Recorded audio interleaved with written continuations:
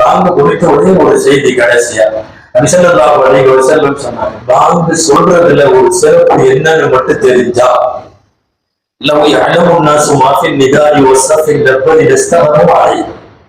முந்தன சஃப்ல நிக்கிறதனுடைய சிறப்பும் பாங்கு சொல்லுவதில் உள்ள சிறப்பும் மட்டும் மக்களுக்கு தெரிஞ்சிச்சுன்னா சீட்டு குலுக்கி போட்டுதான் நம்ம இடம் கொடுக்குற மாதிரி இருக்கும்.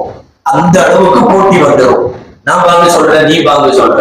பாங்கு சொல்லக்கூடியவர்களுக்கு மாத்திரம் மறுமையில ஒரு சிறப்பான ஏற்பாடு என்ன தெரியுமா? அந்த பாங்கை கேட்ட அத்தனை பேரும் இவர் முஸ்லிம் என்று சாட்சி சொல்லுவார்கள்.